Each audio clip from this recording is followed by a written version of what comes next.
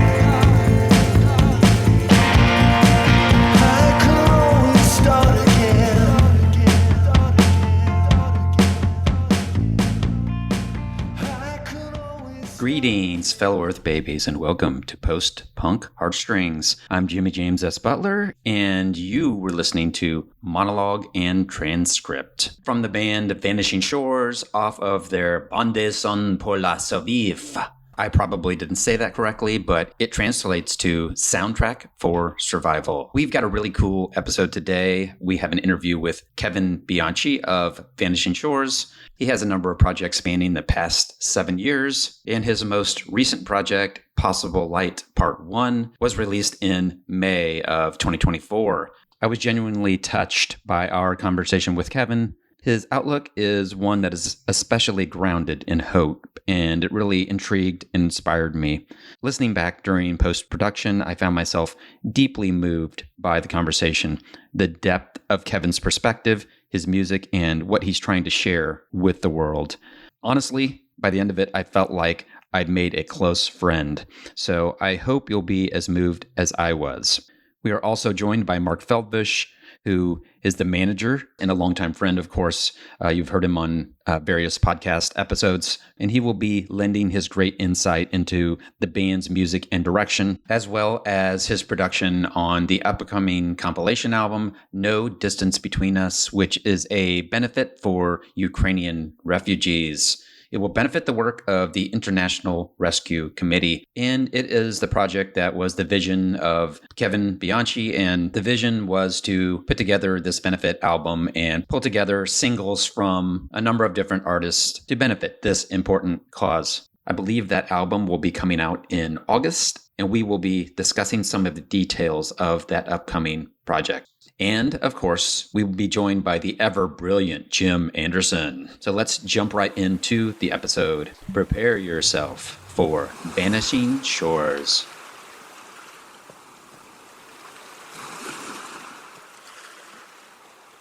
All right. Well, Mr. Kevin Bianchi, I got to say your name right. Sometimes I don't spit out words correctly anymore. It's pretty sad. That's okay. But I got it right this time. Yeah, well done. Your band, your project, your band, whatever you want to, whatever you consider it, Vanishing Shores. Right. But yeah, welcome. That's right. Thanks for joining us. Yeah, I really appreciate it. It's good to be here. Yep, great to have you. I got a ton of questions. I think I have more questions than I've ever had. So we'll see. Yeah, you did good. Yeah, Jim's seen them. Yeah. I was trying to find them. That's what I've been doing. Oh, hey, you've been looking for them? Yeah, I sent them to you late last night.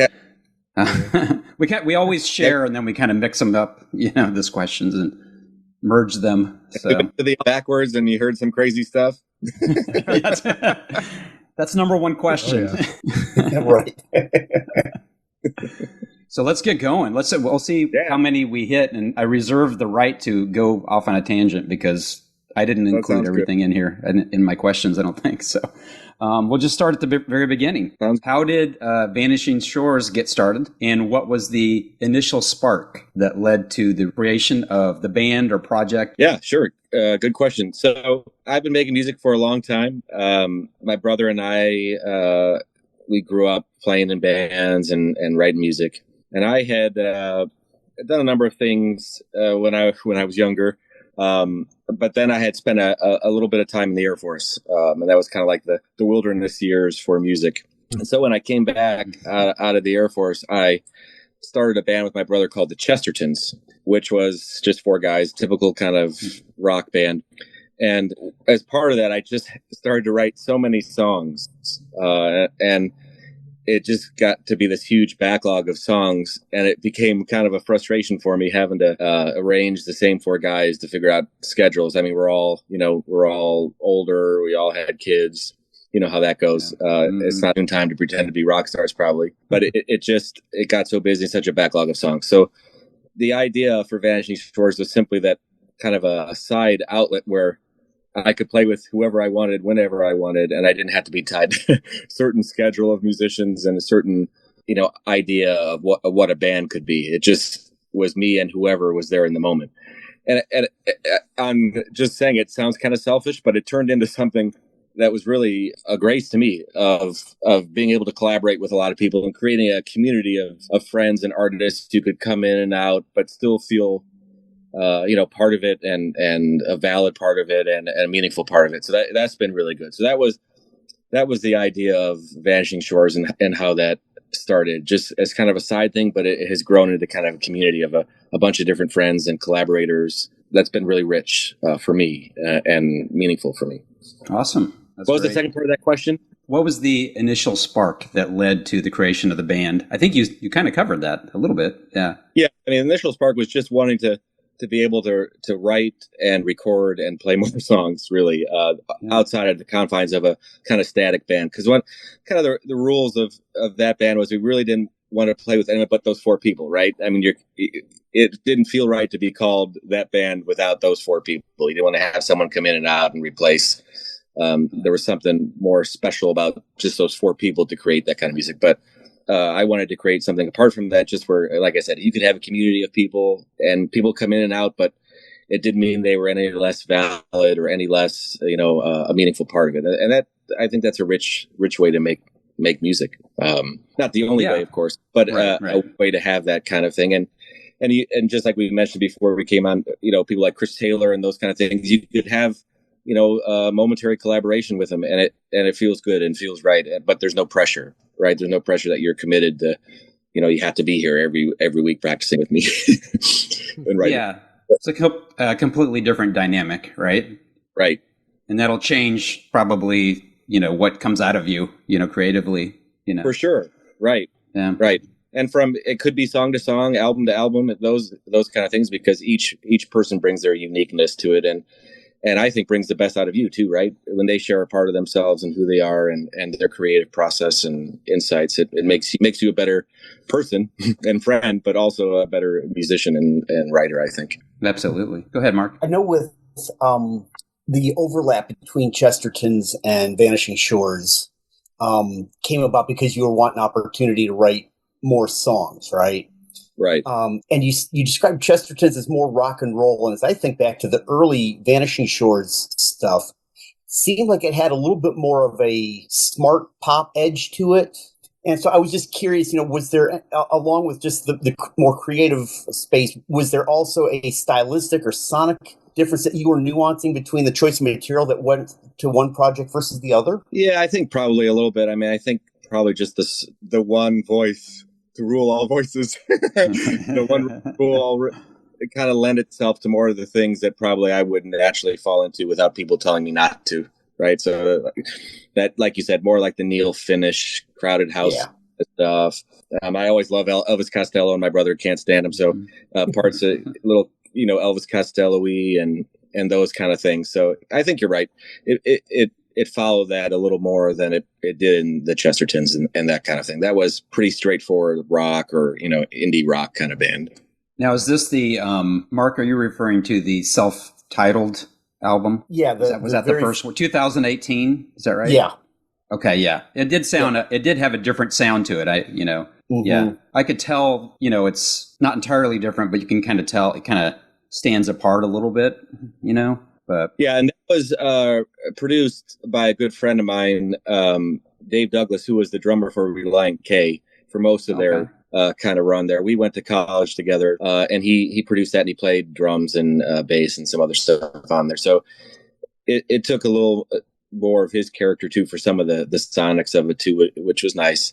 And the later ones, for good or ill, have been produced by me. Every time I make a record, I say I'm never producing it again, that I need someone else. But then just the realities of it ends up being you again. But it was nice to have Dave be part of it. He's a good guy and a really creative guy. He can play everything. And yeah, that was fun. Cool. So let's take you backwards a little bit in time to your childhood or however old you were when you started getting into music and, thinking about that and kind of going down that path. Yeah. Yeah. Well, I mean, it sounds like it's a kind of a trope or a cliche, but I really can't remember a time where there wasn't music. Our house was filled with a lot of music. My dad was really into music. I got into his collection of records for some of my early memories. So deeply into the Beatles, his Bob Dylan, the band, Van Morrison, all those, those kind of early influences. And it was always around the house. And then my grandma, my mom's mom, played piano. She was always at the house playing, going to church, hearing her play. So I don't really remember ever a time where there wasn't music or music wasn't a part of things that were important to me. Like a lot of kids, I took lessons, but I was terrible at it because all I wanted to do was write songs. It's like, teach me enough for me to write songs. And then, and then that was probably as far as I went, even though, now as you're older, I wish I had put in those hours to practice, right? My brother was the opposite. He practiced like a good, dutiful student, and that's why he can play a lot better than I can. But I think there's something to be said too for just, I'm an idea guy. I'm not like I'm going to technically do something, but I like ideas and following paths that maybe aren't sometimes conventional and figuring it out yourself, right? I remember reading something that I won't bore you with too long of an answer, but I remember reading one time too, when I was younger, and Cleveland has this scene magazine like every town has, right? The Free Press, like the Free Alternative Press. But they had an interview with Pete Townsend of The Who, and he always said in there that whenever you're stuck writing, to try writing on an instrument you don't know how to play. And I think that has served me well over the years. Whenever you get stuck, pick another instrument you don't know how to play, which for me is most of them. So that has really helped.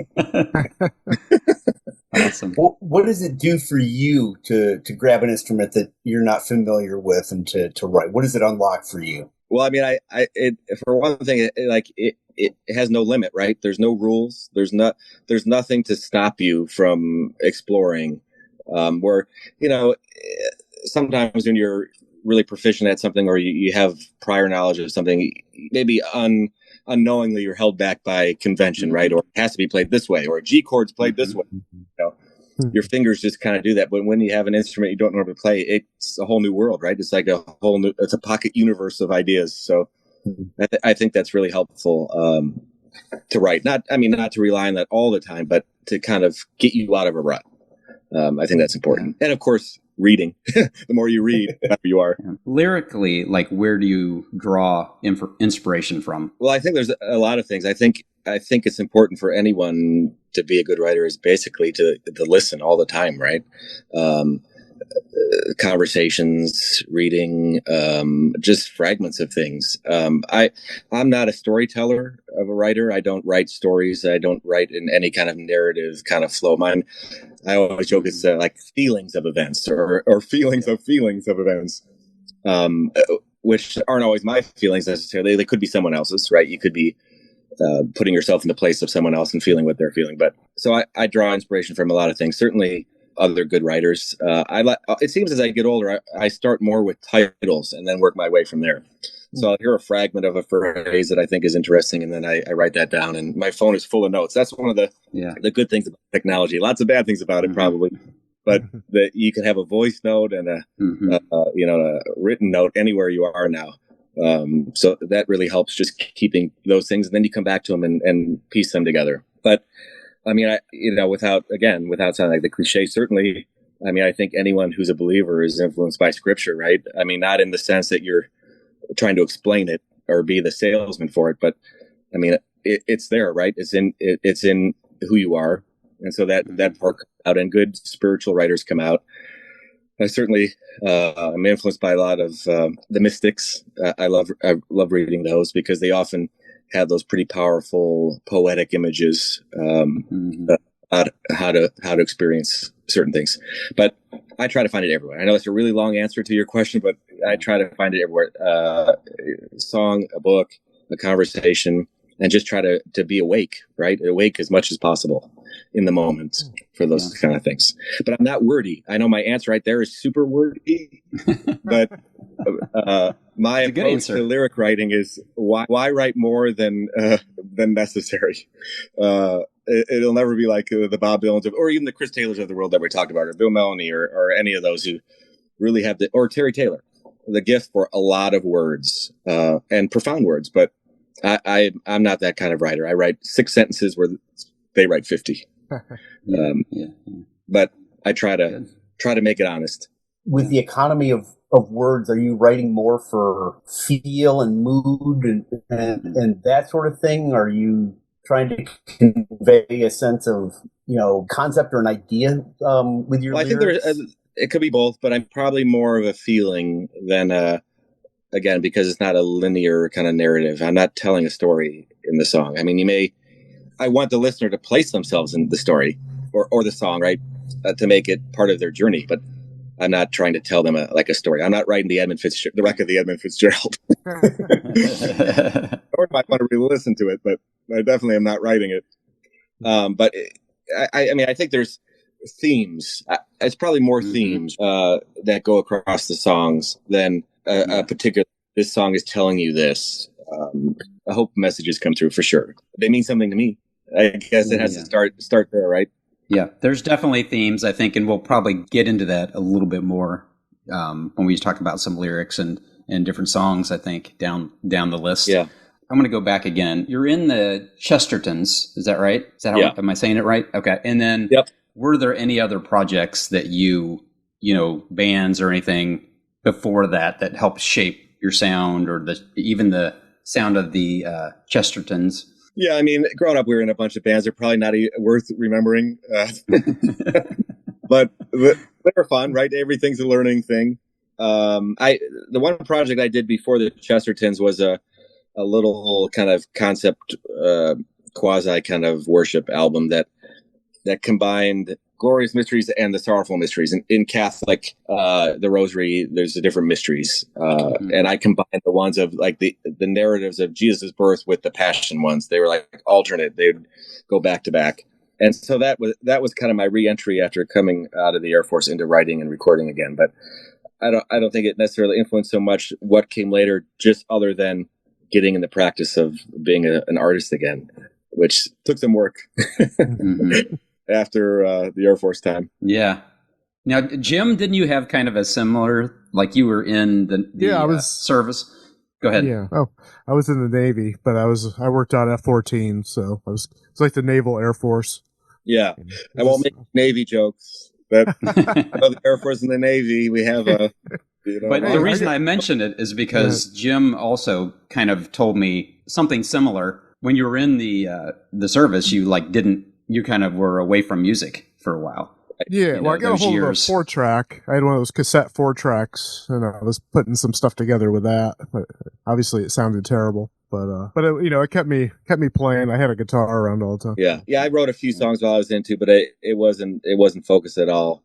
I don't know. It's a little wilderness period, I guess. Was your brother also in the service? No. Okay, I read that somewhere, but that was wrong. Obviously. No, my son just went to basic training, but he's coming back. That's a different time. Yeah. Well, that's happens, fine. Right? It's all good. Cool. What was the first album you ever bought with your own money? We ask everybody this. I was thinking of that because I heard it on another one of your shows. We ask it every time because it's us. And we always say there's no judgment. Right. I think the first one I bought with my own money was Paul McCartney, Flowers in the Dirt, on cassette. My brother is 3 years older than me, and the school where he went for a little bit, there was like a mall across the street. Actually, he bought it for me, but I gave him the money for it. I think that was the first one I bought with him. With all the other money. albums I had before, mom and dad graciously bought. Nice. But that was the first one, and that was my first like really big concert too. Was that Paul McCartney tour that followed that? I remember waiting in line at JCPenney to get the ticket, and I had saved up for that. They were $30 then, and I thought that it was a ton of money. That was a lot, yeah. And it was at the time for a kid, buying the tickets. But yeah, that was my first one when I first heard Elvis Costello, because he's on that too. Yeah. So this goes along with that. Like, so what musicians or bands had a huge impact on you shaping the sound? Was Paul McCartney one of those? Well, yeah, certainly. The Beatles, all the Beatles. Yeah. Just because, again, I heard it it seems like the first time I ever heard music, Beatles were in the house. So they're a big one. Neil Finn, I think he's fantastic. Terry Taylor, we talked about him. Terry Taylor, not even so much like specifically the sound or his writing, but how he writes or how he approaches music, right? He's a guy who can entertain anything and write about it, right? He really has no limits. So that kind of endless curiosity. He just had that double album too, right? A couple years ago. He's in his 70s. Who else you could probably name on one hand in their 70s is still that curious about music, right? There's very few people like that. So that kind of endless curiosity certainly inspires me about him. I like Bruce Cockburn a lot. I don't sound anything like Bruce Cockburn, but I love him. And Mark Hurd. I love Mark Hurd. That was probably the first I remember getting for Christmas his Dry Bones Dance on cassette. And that was like probably the first album that really opened up a whole new world for me as far as especially a Christian writing about things that you didn't hear other people writing about, right? And he was a brilliant poet and writer and producer and all those things. So those are probably some of the main ones. I like to think that I'm not like picking or taking so inauthentically from other people that you say, oh, that sounds like so and so, right? But that you have like their footprints and their shadows and their kind of things in there without being that they're so obvious anymore, right? Because at the beginning, like everyone, they're more obvious, and now hopefully it's my authentic voice and maybe a sense of gratitude in the music you can hear that they've helped you along, but you don't say, oh, that sounds like so and so. Yeah. I think there's exactly what you said. I think in your music, you can hear little things, little pieces, and little, I think you said footprints, you can see that. But that sounds like kind of like Tom Petty on that part, or, The Call, on this part, or, you can name a whole bunch of other ones too. But it's not like, oh, it sounds exactly like that, or, he was trying to, replicate them or whatever. I think I'd be a poor imitation of any of those people I named anyway. It would be a very terrible Terry Taylor and a very terrible. You got to be you. Right. You got to be the real Kevin. Right. And that leads into like, what are the comparisons that people do say that you sound like, or are there specific artists that they say, hey, you remind me of this artist, or, Yeah. I was thinking about that too. I used to joke when people used to ask, at the bar or the club, they'd be like, who do you sound like? And I'd always say, I sound like your favorite band, Yeah. As the joke. Yeah, that's perfect. they didn't ever think they didn't agree with me probably, but it's really hard sometimes to think clearly about that. In the old days, like with the Chestertons and other stuff, like any band that talks at all about God and has a delayed guitar, oh, you sound like you too. And you get sick of that stuff that, like, no, we don't sound like you too. We're going to sabotage ourselves just so we don't. But I mean, I think like some of the things you said, I mean, I think there's some, there's some Crowded House and some of it. There's some Tom Petty-ish stuff, just that kind of tradition of songwriter, right? Where I try to focus on melody. I think melody is important, especially when you don't write many words, right? The melody has to move it along and be somewhat memorable. But all the people I like generally are melodic driven music. While I like Leonard Cohen and those kind of things, it's not something I turn to on my own. It's something that's just wordy and spoken word and monotone kind of stuff. I need that melody to move it along, because I think a great melody makes the words better. Whereas you could have the best words in the world, and if there's a terrible melody, it doesn't do anything for me. Yeah. And that's like, even like people like Bob Dylan, I have a hard time really emotionally connecting with him a lot of time because the melody does nothing for me. The wittiness and the wordplay and that kind of excellence only takes me so far. I need that melody to move me. Yeah, it's much better if they're walking hand in hand, I think. Yeah. I'll tell you, probably approaching a year ago, a little less than a year, I started taking notes for Vanishing Shores. And because Mark, we were talking about it, and I think the first song I listened to was Road Less Traveled. And I think the beginning of that is the most, I think, I've heard that resembles another artist, which was The Call, I think. Like, yeah. I was thinking it sounds like Let the Day Begin a little bit. It doesn't sound exactly like it, but that beginning, you know what I'm talking about? That part? No, I know totally. You're definitely right about the call-isms in that one. I didn't really think about it as much at the time, but now every time I hear it, I think that. And I think that at some point I'm just going to go into that song from that one and just start singing Let the Day Begin. Yeah, right.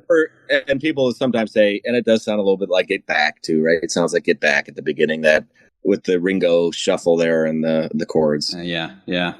Let's talk a little bit about the lyrics and themes, that you were talking about earlier. One of the other things that when I was taking notes at the very beginning, I made a comment or a note about ghosts, because the word ghost appears in a bunch of your songs. And I started noticing it pretty early when I was listening to songs.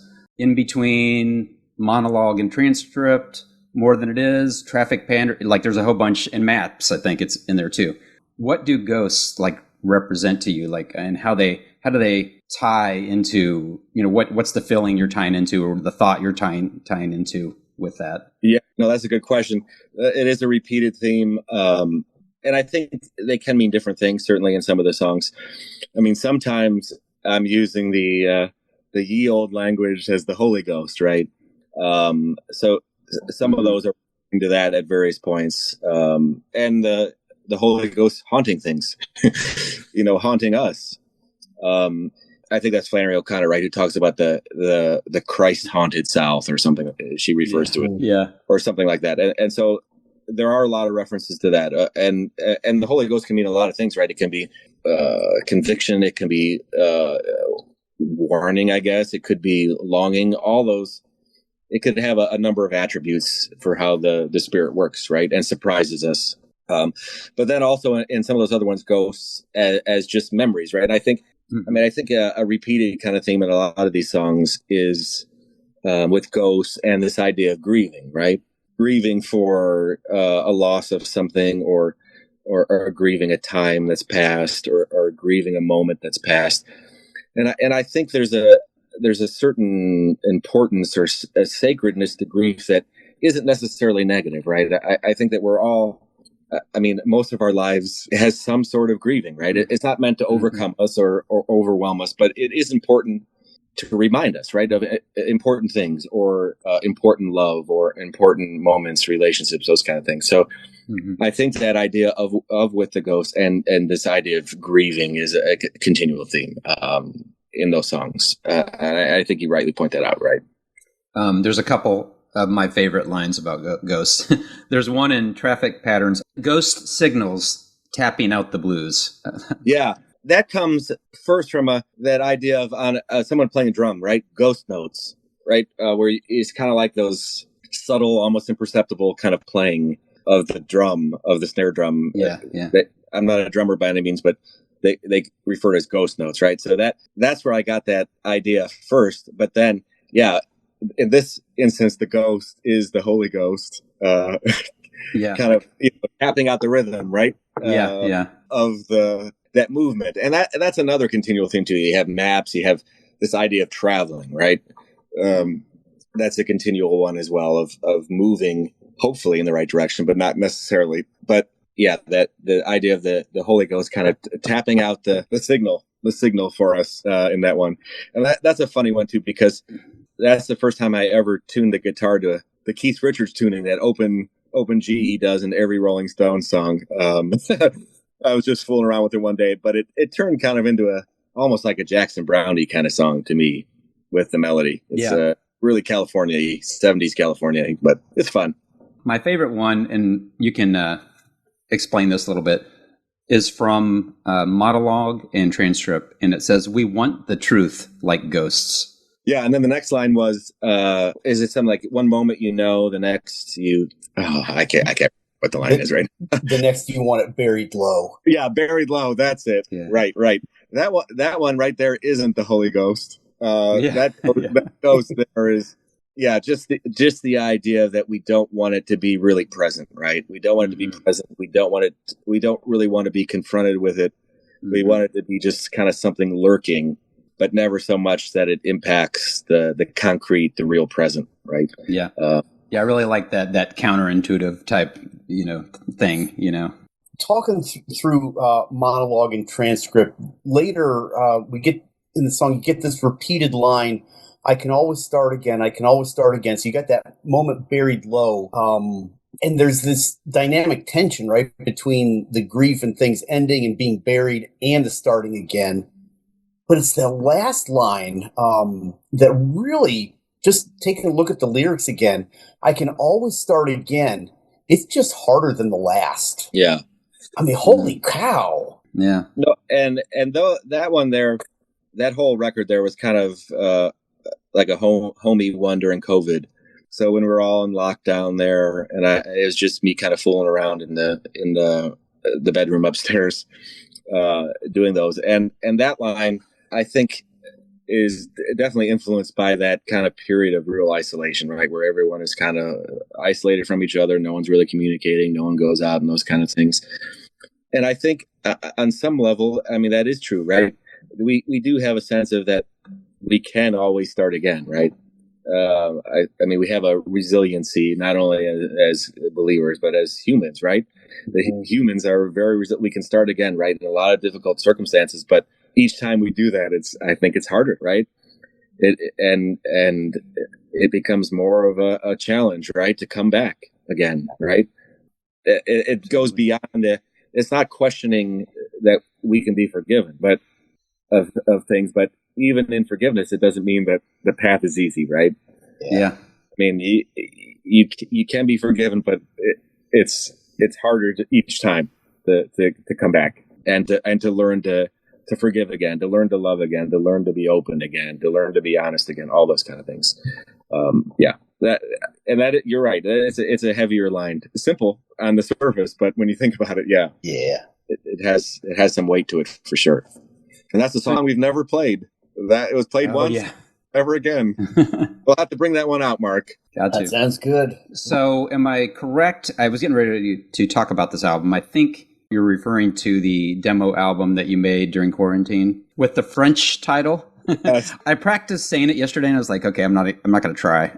But won't try either. But it's translated Track for Survival. You want to talk a little bit more about it? Sure. There's some great tracks on there. I like Hope is the Dark Train. Wow. Mm-hmm. That one's pretty heavy, too.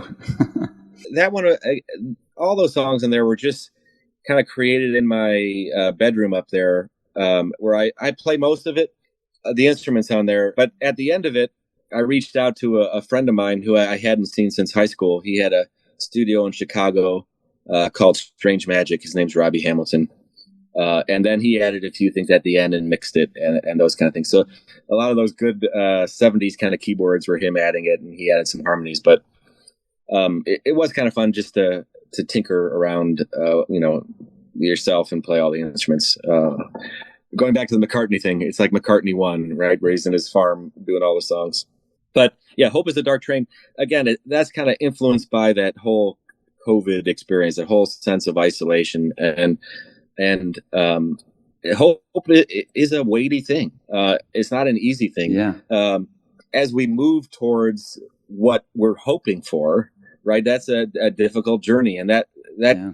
I was thinking of that in that sense of the traveling from hope to wherever the destination is like this kind of dark train, right? This midnight train. This can't necessarily see where it's going. It's a rocky ride. I mean, it'll ultimately get there, but the journey itself is far from clear and far from easy. That it has that weight to it. And then one of the other lines in there that always kind of gets me too is the line where it says, "Somewhere in the high desert air, you forgave me once," right? And that remains. Mm-hmm. And that one, yeah, I'm kind of getting emotional now. That always is emotional for me, thinking about the finality of God's forgiveness for us. That he said it once, he doesn't need to say it again, right? I mean, it is forever.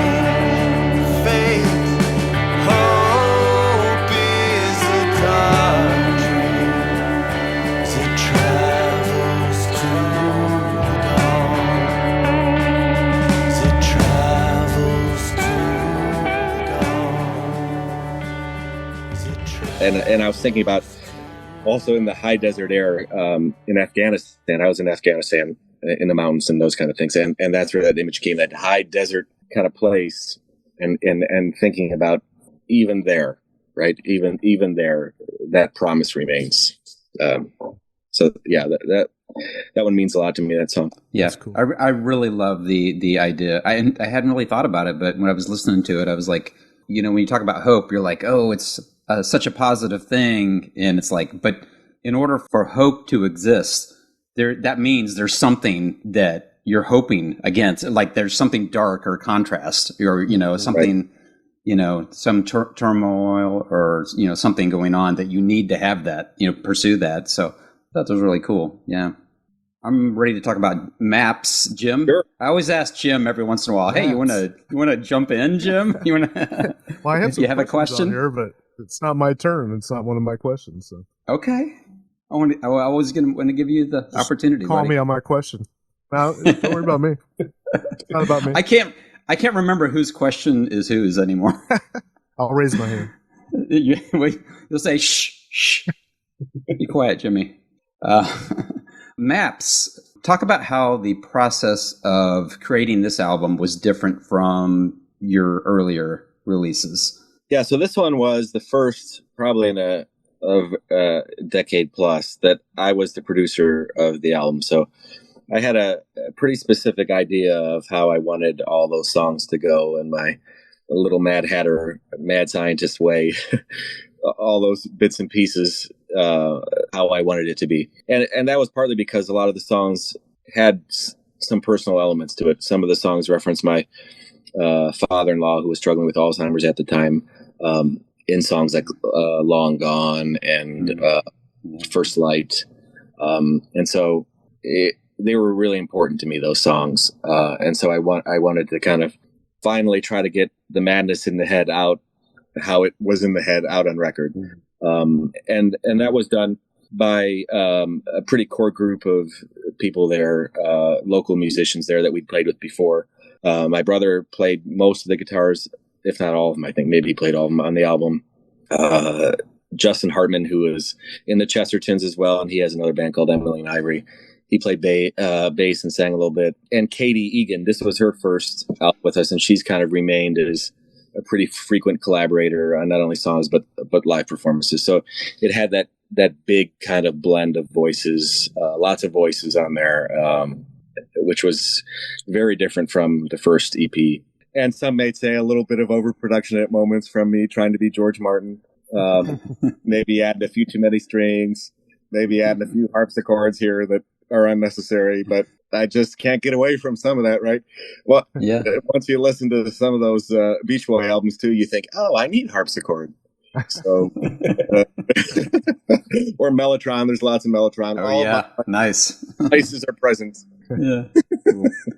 The two songs you mentioned in particular are the two I had notes about. There's a lot of great songs on there, and I had a lot of different little snippets of lyrics from a bunch of different songs. You know, like I think Maps, it has, there's Love is Always Running in the Underground, something like that, right? But the two songs you mentioned, Moving, sorry. No, I was trying to think of it too. yeah. That one's off the top of my head, so I didn't have a note. But the two you mentioned, Long Gone and First Light, there were a couple great, cool lines. So Long Gone, I really like the line, "Oh, star of the sea, you know how wild I can be, but somewhere in the dark, pray for me." I love that. Yeah, line. That's another name for Mary, Star of the Sea. So that's a reference. Okay, cool. The Mary. I didn't realize. Stella Maris, right? The Star of the Sea. So that's a reference to asking Mary to pray there. And those lines in that song and First Light are really emotional. Music has a way of making me emotional just by thinking about some of those things, those lines. And sometimes it's hard to sing them. I sang, just as a side note, the First Light one at my wife's dad's funeral, and I couldn't make it through any of it. It was just a blubbering mess about singing it.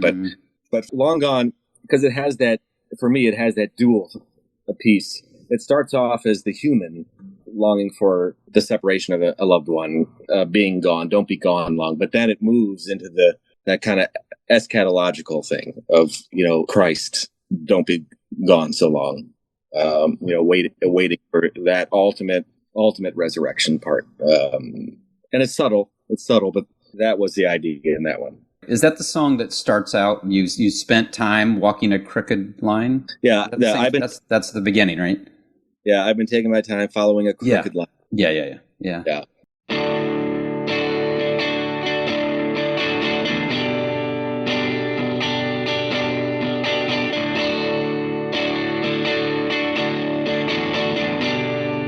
I've been taking my time following a crooked line.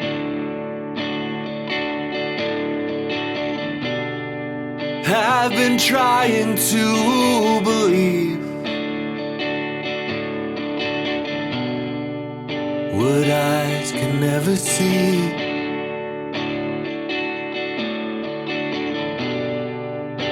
Tell me you won't be long. Tell me you won't be long.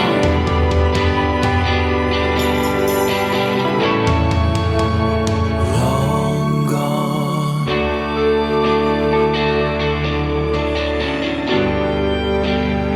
Long gone.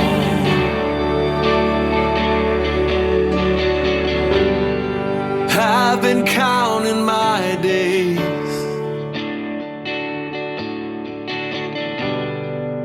by the way the light fades. I've been trying to hold it close, like a truth you always know.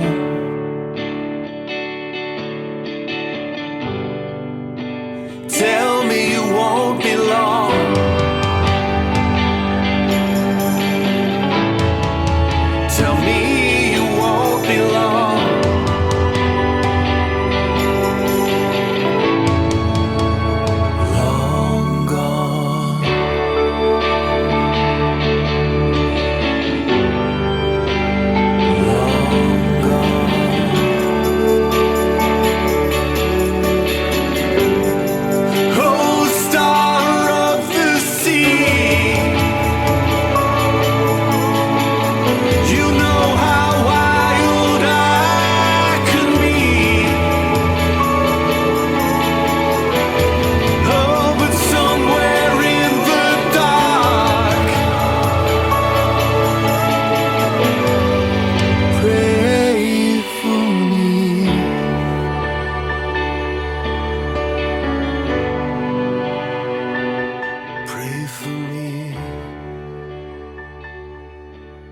And then First Light, the line I really love is, "No love is ever gone, no race is ever run."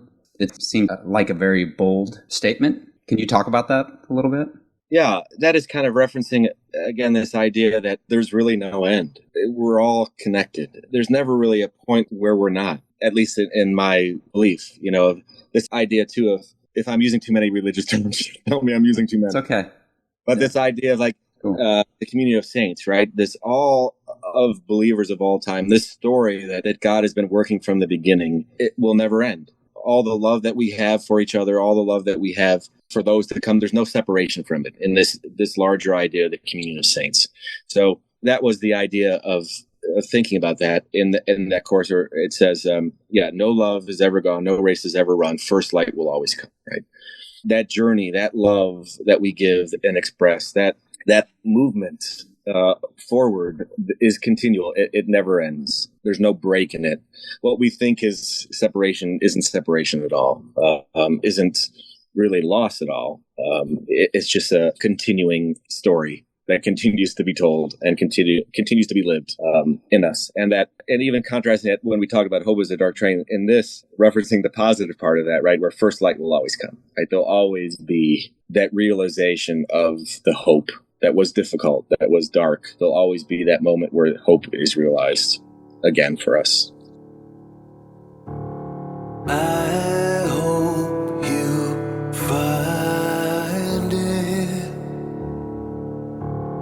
I hope you find it. Forgiveness at your heel. Forgiveness at your heel. No love is ever gone. No race is ever run. First light will always come. I hope you think of me. I hope you think of me. After the grief moves on. After the grief moves on. No love is ever gone. No race is ever run. First light will always come. Da da da da da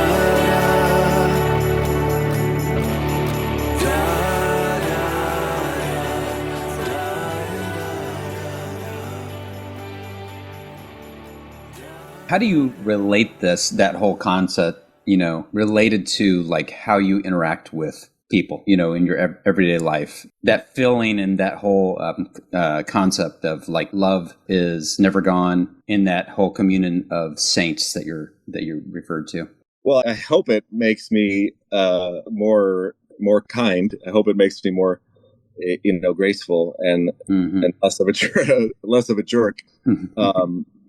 But we all struggle with that, right? Yeah. And I think sometimes we can get caught up in the sense of all those things that we wish we didn't do, right? Regret. Whereas that isn't forever, right?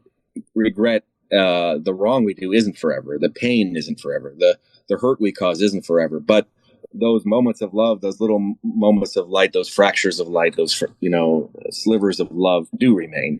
So it's just trying to keep that perspective of what it is that lasts, right? And hoping that is more of a motivator than the other, using that word hope again.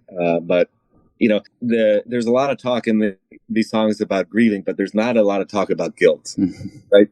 Yeah. So, I mean, guilt is not a very good motivator, but that sense of longing and love and forgiveness and all those things, even in whatever small measure they are, that those things last is far more motivating, at least to me. As we think about people around us. Yeah, that's awesome. Jim, do you have anything related to maps specifically, or Mark? Yeah, the production of the album and getting to play George Martin there and have some fun with that. I've always been struck by the opening, the long, slow build, cool. And the long, slow fade out between those. The opening track, Road Less Traveled. Holy cow, I could not. I've listened to that so many times, and the title wasn't common to me. But that long, slow build for Road Less Traveled, and then the long, slow fade out to First Light have always kind of struck me as sort of sonic bookends for the album. And I'm, just kind of curious where the vision, what were you looking at? What were you hoping to convey through those musical choices? Yeah, the opening I came up with, and the ending montage my brother came up with. But the opening, I wanted it to start from like chaos, where it was kind of disconnected chaos, and then it burst forth into something. So there's everything's a little bit kind of coming in at random times at the beginning. It's kind of like that, again, not to make it seem more important than it is, but this idea of like pre-creation, right? There's chaos. It's wild. Yeah. It's that journey that before we started, it's wild. There's a lot of unknowns. There's things coming in and out, and it's not really unified in a singular purpose. And then it all kind of comes together and, hits that one moment where it all kind of, then it's off to the races.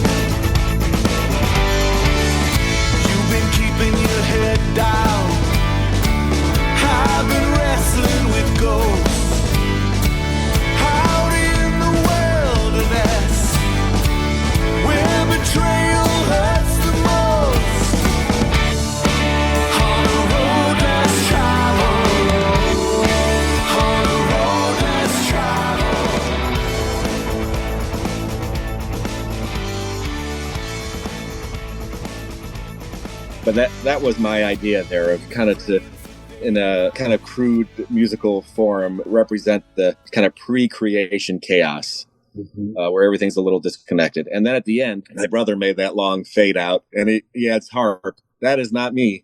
I just want that on record. I did not add harp. That's not in my toolkit. But he did that in the same kind of sense, where it started with chaos, it ends in some kind of resolution, right? Where the chaos at the beginning is now resolved at the end in a kind of more triumphant ending than it started. Then the journey started. So that was his idea for that. Nice. Since we were playing off the Beatles and some more, you talked about that creation or that chaos pre-creation, and couldn't help but think of McCartney's chaos and creation in the backyard, right? Well, and it's a whole, recording some of that at the. Wasn't that at Brian's studio, 29D? Oh, Maps? Maps, yeah. Yeah, all of Maps was at Brian's studio there. So, chaos and creation in the backyard at home, right? Yeah.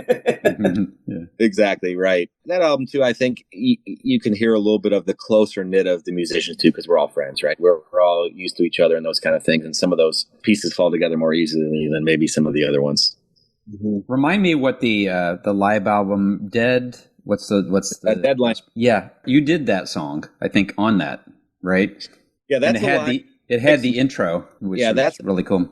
That line. Oh, you mean Road Less Traveled? Yeah.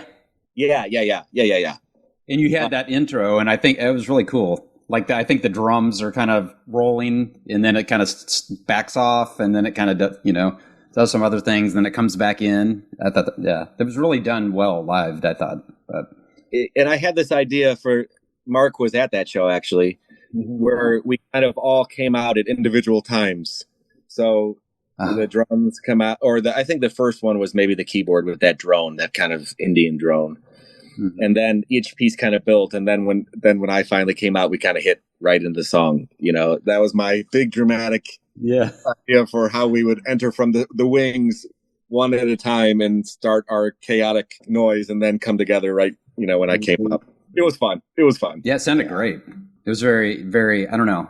It was, I really connected with it emotionally, Well, I appreciate it, yeah. The way it was done, yeah. Thank you. So we're to More Than It Is, which is the latest EP. It's an EP, right?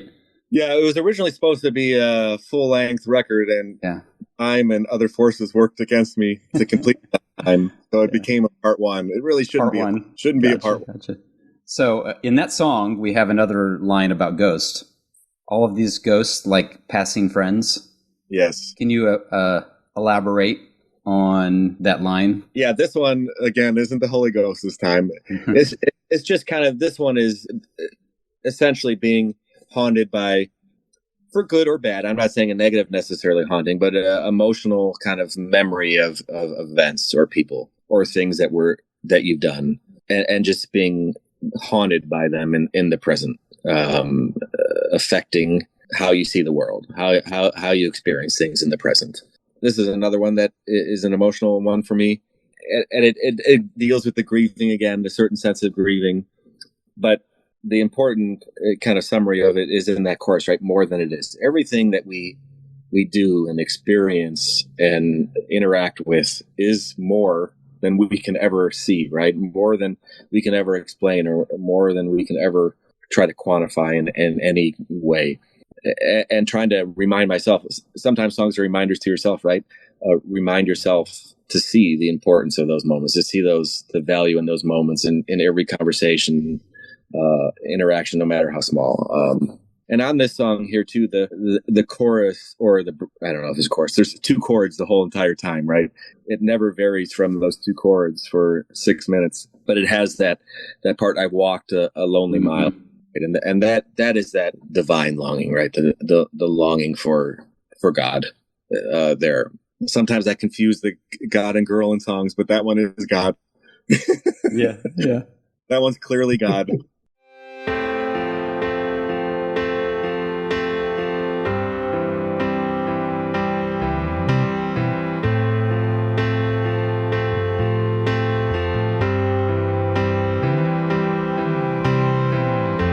Another exit then again.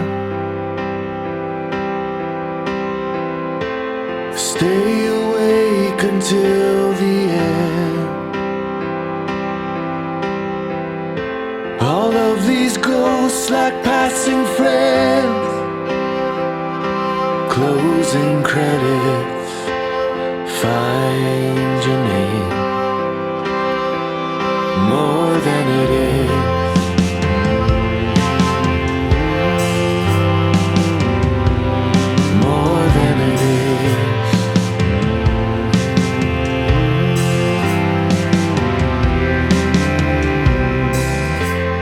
Dream a dream of restless man, hope in your eyes, sweat on your skin. I pull you close and then again. Daylight fading as it bends. More than it is.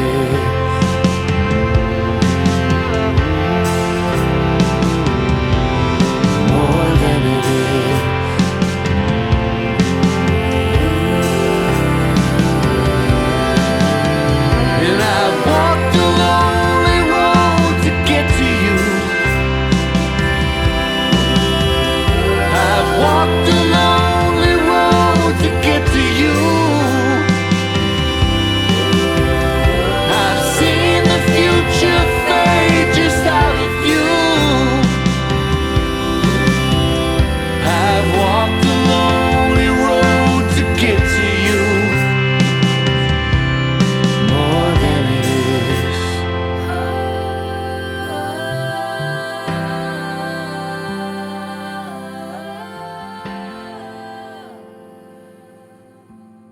I'm glad you mentioned that line because I was thinking of that one, and you also have we talked about the crooked line. Yeah, right. And the crooked line is also lonely. Right. That lonely. So A crooked, lonely line. yeah. But that was cool. Yeah, I really love that song. It's a beautiful song. The background vocals there are always get me. That's from Abby Parker. She's Derek Webb. And it's just the layering of that. She did a beautiful job. And even how her voice kind of weaves in and out with the cello there as well. I mean, it's a really beautiful part, I think, and an emotional part. Yeah, thank you for saying that because I was going to ask about that. And then that ties into one of my questions that I had as far as like, backing vocals or duets, harmonies. Like, I really feel like that your use of that ties into the theme of your music, and that we're all, our commonality, and can you comment on that? I mean, I don't know if I can adequately quantify, but I mean, I think that the harmonies there are very deliberate, right? It's meant to be a kind of communion of voices, right? And a shared journeying within those songs. And I find it just a beauty in that kind of joining of male and female voice too. And I think it's a deliberate act to try to join those two, right? The both kind of perspectives and both experiences of that journey too. That it's not a singular male voice. Yeah. It's a union, right? Like undoing the curse of the garden. It's a union as it was meant to be. Yeah, I mean the female and male, like putting those vocals together, it's like that's the perfect like display of bringing people together. I feel like, you know, and you have what's the song? There's no distance between us. You have all these songs that are related to that type of message. I feel like, and I think that having those even whether it's female or vocals, layering, of even male, two males or whatever. I feel like that enhances that message and makes the listener feel that. Yeah, I appreciate that. And that was even the name of Vanishing Shores was meant to kind of convey that image of, the all eventually being enveloped by that big ocean, right? They're all one in an ocean, and the shores ebbing away and being minimized by the water until it's just ocean. And that theme does pop up pretty frequently, as you're saying there in the lyrics, right? Like no distance between us and some of the other ones. Can you comment on okay, so first of all, who plays drums typically, or is it more than one person? Well, it depends on the record, but if you're talking about this album here, Possible Light, that was a guy named Efrain Hernandez, and he's kind of been our guy since this album forward. He's played on just about everything. He's a really talented guy, local guy. I really like a lot of the, like, I'll call them, I'll get it wrong because I'm not a drummer or a musician, but like the rolling drums, kind of that sound, you know what I'm talking about? Yeah. I really love the sound of incorporating that. And you do that on a number of songs. I think Blurred might have that, something kind of like that in there, but yeah, talk about that a little bit. Yeah. And he like every drummer hates it when someone comes to them and says, don't use hi-hat. But that's like a typical instruction I give him is no hi-hat and not a lot of other stuff. And the other thing he hates is when I say, do a feel like Ringo here, but he's become used to it.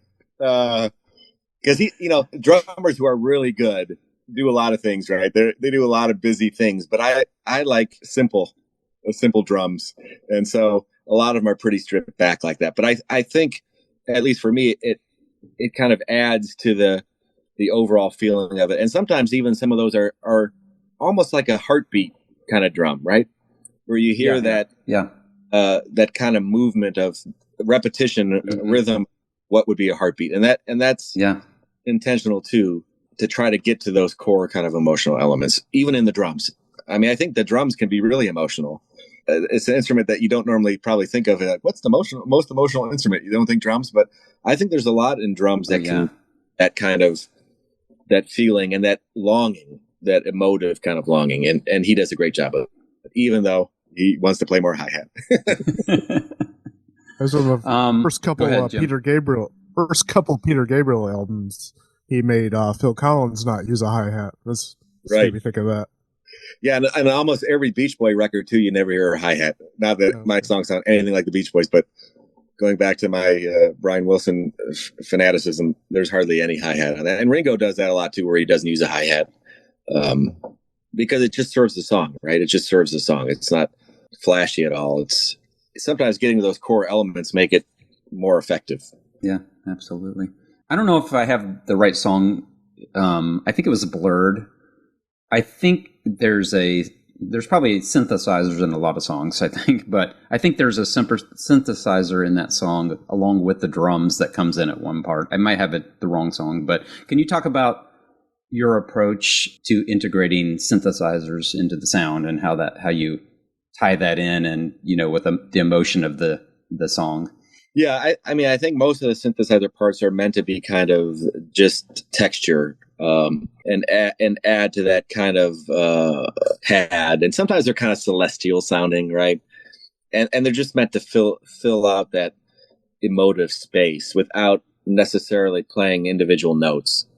So a lot of them kind of hang over and just kind of fill out the space. And a lot of times that's me playing those, so there's not a lot of virtuosity in it. It's just kind of again trying to add an emotive element to it, especially in those more quiet spaces, like you mentioned, Blurred, or the keyboard part in There Is No Distance Between Us. That's not me, but especially in the part where it says "I lie awake in this ocean of stars." That part, it's this kind of a celestial part, right? Where it's just kind of a washing over you kind of part. Not necessarily, again, individual notes or flashy, but just a texture that kind of adds to the lyric. I think I had this in my notes, but maybe I didn't. That line you just said, was that a duet? Or maybe she came in on that, on part of it? Yeah. She sang part, yeah. Yeah, that was beautiful. That was awesome. Yeah. I appreciate that. Yeah, I like that part. That's again an emotive part, singing it with her, and then I think the next line is "Your skin alive with this mystery of ours." Yeah. Yeah. Oh wow. Yeah, I think that's a powerful moment in there. Yeah, absolutely. You want to ask this question, Jim? Go for it, buddy. Yes, I do. You're supposed to hold your hand up. All right. Did you only get one question? Okay. All right. Sorry. Go ahead.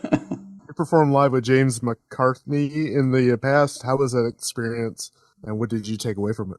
Yeah, it was a kind of an odd experience. We played at a place called the Beachland Ballroom. It's one of those kind of local Cleveland ones that is kind of famous, and we ended up getting an opening slot for him for that. And we kind of joke about it now, but we're really excited. Hey, it's Paul's son, right? We're gonna play with the Beatles' son, and we went up to talk to him, and all that he said to us was, "I'm not shaking hands at the moment." Oh wow. That was like the extent of the conversation. This is during like the COVID stuff. Is that related to that? It was long before that. I'm not shaking hands at the moment. Not shaking hands at the moment. Okay. I mean, he was a really shy guy, and I'm sure there's a lot of people that just want to, hassle him or whatever. But yeah. Then afterwards, after the show, there was a guy who used to come to a number of our shows who was a magician, and then cool. He did a trick for him, and then all night that was like his best friend. That was McCartney's best friend, this magician that came with us. I mean, he probably had him do 50 tricks. He was trying to buy him drinks all night and whatever else. So at least we brought James some joy with our friend and his magic tricks, but he didn't want to shake our hands. So is he kind of an introverted type guy then, probably? Oh, yeah, totally. He was totally introverted, and I understand. It's fine. It was just cool to be able to play with him and to be a part of it, and he was it's not like he was rude. He just yeah. He just didn't want to shake our hands. He's not shaking like germs. wanted to be like, well, are there moments where you do shake hands? Not that night. Only between a certain time frame, Yeah, exactly. But it was a good one. It was good to do that. And we played a few shows with certainly better people than us back in the day, too. We opened up for Sixpence one time. We opened up for Vigil in the past. And it's always good to play with people who are, much better than you and to just see them, how they do it and learn from everybody. That's the best way. What's the one song you perform live that really resonates with you in the crowd? And why do you think it connects with people and you? Yeah, there's a couple of them that are really emotional for me to do live. Blurred is one of them. I probably sung that song more than any of them probably that we've done.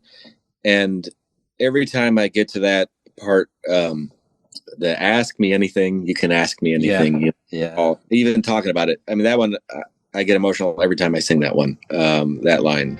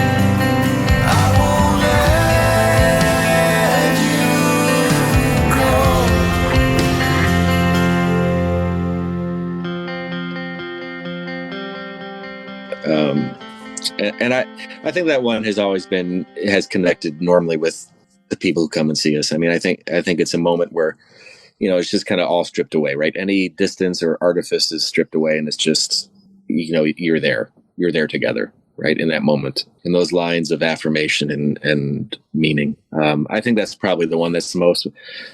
There's sometimes First Light. I think that one, it definitely always has a connection of that and with the crowd, and those are probably the two most that do that. But it's hard to know sometimes, right? Just like with us, on certain days, a certain song means more to us than another, and then the next day a different one. And that's the beauty of music, right? That it has that way to weave in and out of our lives in different ways at different times, at different seasons, and finding different beauty in different moments.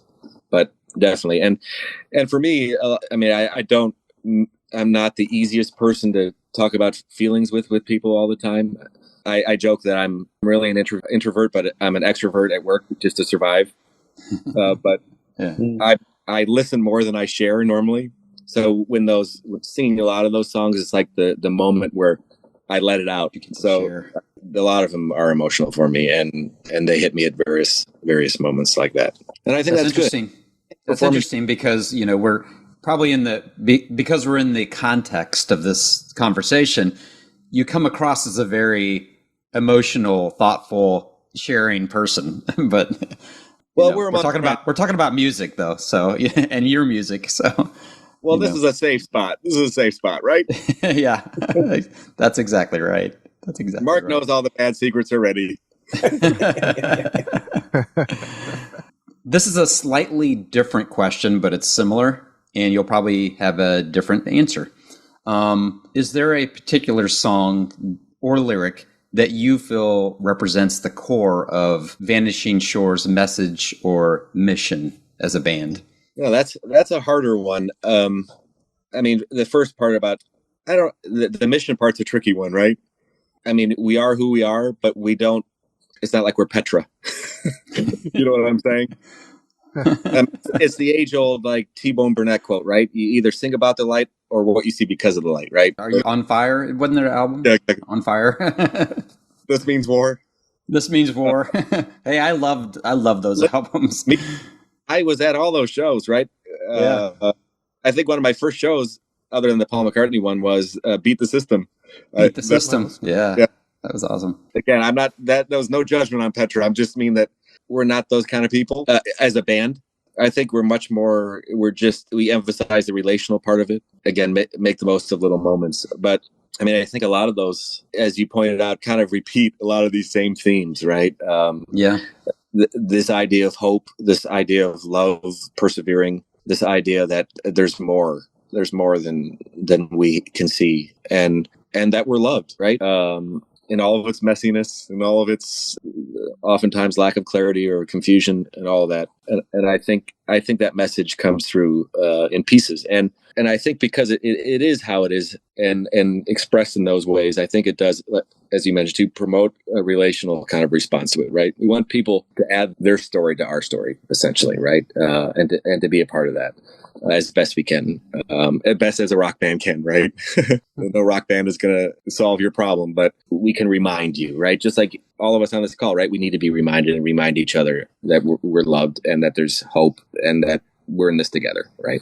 Yeah. Mm-hmm. And hearing that, you can, that makes you want to share, like, you kind of reciprocate to people, when you hear that message, you feel more open to share, so yeah, I think that's cool. I used to joke too that, the best protest song of all is a love song, right? Is a song of unconditional love. That's the best protest song you could ever. Yeah. I'm not going to be singing songs about X, Vote for Change tour, but I'll sing love songs all night. Right. And that's my protest against the forces of darkness. Yeah. Yeah. That's the ultimate rebel song, is a love song, right? All you need is love. We're right back to the Beatles. Yeah. It all comes full circle. What was it? What was Larry Norman's song? All You Need Is Love, and then they broke up. Yeah. You know that Larry Norman? Have you heard Righteous that song? Rocker or something? Oh yeah. Well, I'm a big Larry Norman buff from Wetback. My dad and I went to see Larry Norman once when I was little, and I just remember us driving down the street, and it was like a whole line of bikers. We're like, "Yep, that's it. Yeah. That's where we're in the right place." That's awesome. He was also not into handshaking that day, but he was a little. It's a bit eccentric, I think, wasn't he? Yeah, but he's got a lot of great songs for sure. Yeah. He's cool. But I just remember that one came to my mind because I think my sister had the album. I must have been pretty young. So only maybe 13, maybe 13 or something like that. And I remember that song. The Beatles said, "All you need is love," and then they broke up. Alice was a drag queen. Bowie somewhere in between. That one. Oh yeah, yes. Oh yeah. I'm gonna have to revisit that album. You're gonna have to revisit the planet. Yeah, exactly. I'm gonna have to revisit. Jim, you had another question, but I think it got answered. Do you want to ask it anyway about the name of the band? Oh, yeah, that'd be fun. Well, I mean, I thought there was some reference to the coast depleting because of global warming. Is that correct? Yes, that was correct. Sorry to steal your question. That was a question. The name of the band has a dual meaning, right? Yeah. More than one meaning, we'll say. Right. Yeah. Multiplicity of reasons, meanings. That's the correct answer. Yes, exactly. Oh, shoot. I had a question about Go ahead, Coast Jim. Road. Yes, Excellent. Thank you. Thank you. Yeah, it's your latest single. Yep.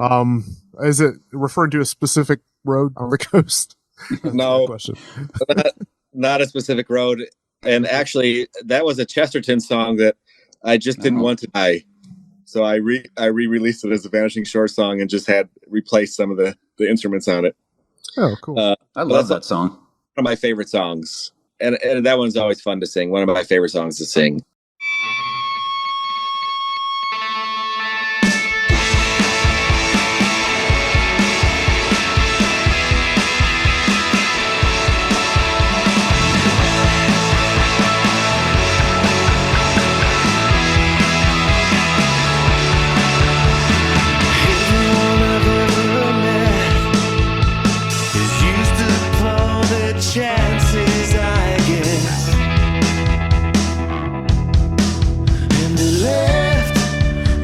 scars of regret.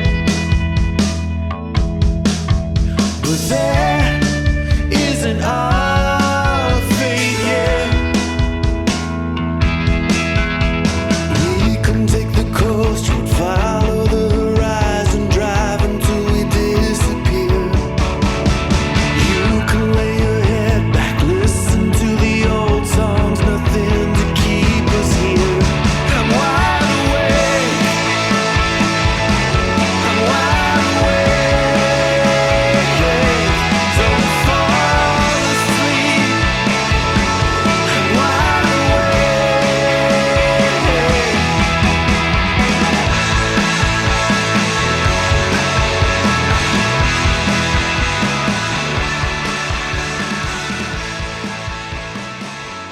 Again, just a song about persevering, but and remembering to be awake, right? To stay awake to what's around us and those kind of things. But it is a fun one. It is really fun to sing. Mark sang it with us at the show before, right? In the crowd, Mark?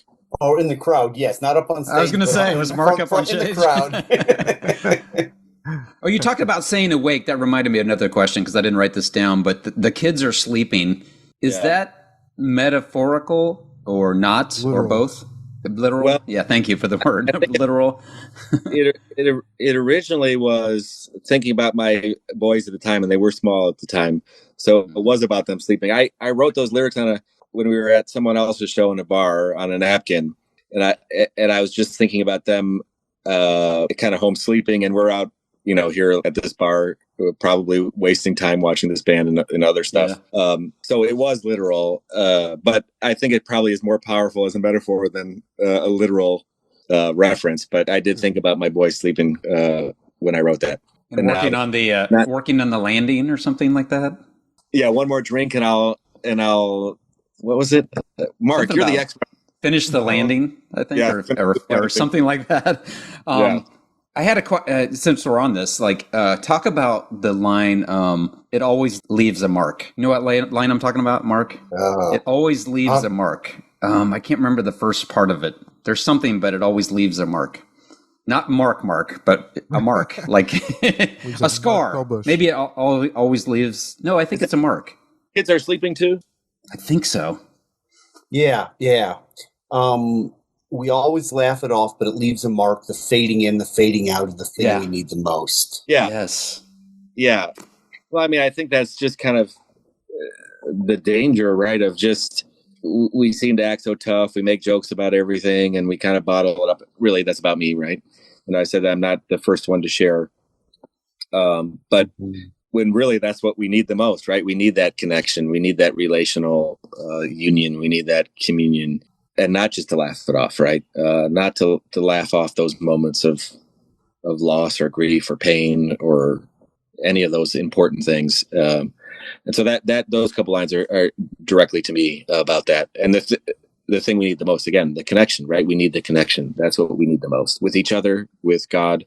And what was the last line? Oh, the fading in, the fading of the out. thing. The fading in, the fading out of the thing we need the most. Right. Exactly. Right. Of those important relationships, of the things that matter, right? We seem to spend the least amount of time on those when in fact that is what we need the most, right? Yeah. Wow. Now I'm sitting here reflecting. I don't have time to reflect right now. That'll be later. On your own time. That'll be exactly. But yeah, there's a ton. I apologize because there's a ton of lines that we could talk about all night. I think. Your songs are very there's these little lines that just kind of niggle at you, I think, and they just kind of exist in their own context, aside from any specific direct message or anything that you're getting. It's like, oh, and then you could take it and you just kind of reflect and go, okay, oh wow, this kind of makes me feel this, and now I'm thinking about this, and maybe he didn't mean this, but he took me this direction anyway. I don't know. Well, I really appreciate. I'm rambling. I mean, so that means a lot to me that it does that to you, and that's what every writer hopes, right? That somehow you can connect with someone, So that means a lot. I really appreciate that. I don't hear that very often. So it feels good. Well, probably from this group. I mean, I feel like I know Mark's like this, and Jim. I think we would much rather not be hit over the head. So we'd have these little lines where it makes you reflect and think about things. And what does that mean exactly? Oh, well, here's what it means to me. But I don't know. That's cool. And that again, that's the hope that it would do that, because I think it's even more important when a listener finds a meaning and a different meaning in it, right? Yeah, absolutely. Because my experience and those things are so small, but once it connects with someone else and they add it to their story and find meaning in it in their experience in their life, it makes it much bigger and much more meaningful. Yeah, absolutely. Yeah. Cool. You're probably continuing to make part 2. Part 2 just needs the vocals, and it's been that way since probably 2020. Oh wow! And so then, will you just make it part 2, or will you just kind of put it together as a full album? It depends, probably. Well, I think part 2 will come out first, but then it'll come out together. Yeah, as a CD or whatever one. Yeah, because it was meant to be heard as a complete thing. It frustrates me a little bit to have it in piecemeal, because it doesn't have the whole story, right? It's missing the whole arc. Yeah. But it's like one of those cliffhangers, like you get, But wait, like they're more. like they released Cobra Kai on Netflix, and so the first six episodes, you got to wait for another 5 months to get the other half. You're in the good company of the Lost Dogs, to release the Green Room Serenade Part 1, and never actually got around to Part 2. So they still could do it. Kickstarter. So can I put in a plug for their Kickstarter? Support the new Lost Dogs Kickstarter. I don't receive royalties from it, but I support it. I saw that one. Yep. And I saw the Prayer Chain has one for Mercury too. So my brother was a big Prayer Chain guy. He loved those albums. Yeah. So there's a couple going on. There's always one going on, and I'm like, I don't have enough money to invest in everything. Right. I wish I could. Right. But once you cash in on all your cryptocurrency. Oh yeah, exactly. Yes. Yeah. So I assume you're working on eventually finishing Possible Light, and then so what's getting in the way right now? Just life in general. Well, in the meantime, have recorded another album, which it's your own fault. Which just needs harmonies and to be mixed. So that one is really close. All my vocals are done. That one's called Forests and the Sea, and it's getting close. It's getting close. That's cool. That's a cool title. I like 13 songs. And it was just kind of I've become a really streaky kind of writer, where in the past it seemed like I was writing all the time, but now I just seem to be on streaks where I write a whole album in like a month, and then I don't write for 5 months after that. But so that's why this one just kind of appeared out of nowhere. That's cool. Got done. I love the title. It had some of the same cast of characters, but more of this one was the majority of it. Chris Donahue. He's been on a million albums, but it's mainly Chris Donahue and myself, and the drummer playing most of the stuff on this. Chris Donahue's an amazing musician, and he's the sweetest guy too. Just amazing to make music with. So he's on every song and plays the majority of the instruments. He plays a lot of guitar, bass. He's an impressive guy. What is do you have any type of timeline for when we'll see that? Well, I hope it's this year. But before that, Mark and I are working on that compilation album. And so that'll be first, and then Force in the Sea will be finished. But it is really close. I can shoot you some secret tracks beforehand if you want to hear some. Sweet. Some more good music coming on that. And the other piece, you alluded to this in a Facebook post, but you've written a 25-page treatise to go along with this album on Catholic mystical theology. I missed I kind of put out for a little bit there on that one, but the other day, then my brother showed me that Google creates these kind of AI podcasts. Have you tried it? Oh, I've heard about it. It's insane. I made one with my 25-page paper there where they discuss it on there. It's a man and a woman. It is kind of freaky. I sent it to Mark. Did you listen to it, Mark? I haven't had time. I just sent it to me a day or two ago, and I haven't had a chance to I would love to listen to it. My friend, he was on an episode with me. His name's Price. He wrote a book, and he did that. Like his son told him about it. He's like, "Hey, you could do it," and he just like put in the basic, some basic points about his book and stuff. And it was this podcast of these two guys talking about the book. It's crazy. It was crazy. Just like a real one. They're like, "Welcome to Deep Dive. Today we're talking." I mean, I'll send it to you. It's pretty crazy. I'd love to hear it. Yeah. But I guess I'm wondering, what is it about this album, Forest in the Sea, that led to this deep reflection? To write 25 pages about a subject like this. Was this double spaced? Or was it? Do you mean what led me to the height of arrogance to try to elevate my kind of importance? I think sometimes it's healthy, not like what I just did, but I think sometimes it's healthy to reflect on what things mean, right? Mm-hmm. Beyond just the part of creating it and kind of setting it out into the world. I mean, I just felt like these songs were something that I needed to just think about what they were saying and the larger kind of themes that run through them. And a lot of them are the same themes as always, but just to think about how they connect and the bigger purpose more than just putting out a set of songs. Mm-hmm. So that's what led me to think about it. But then once I got into it, I just got a little nerdy about it and kept writing. This isn't exactly the same thing, but do you remember when Daniel Amos, those first 3 albums, when they wrote that thing? The Alarma Cruddles? Yes, that was so cool. I remember thinking that at the time, and this sounds kind of like similar to that, or, It's not cool.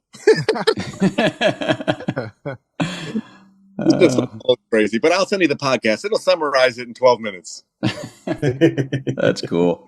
I think it's really cool. So you mentioned the compilation, and I'm going to let Mark talk some more about that. You both can, obviously, because I know very little. I know you somehow were able to get Airedale, as a possible song on this thing. So, I'm not sure I approve of that, but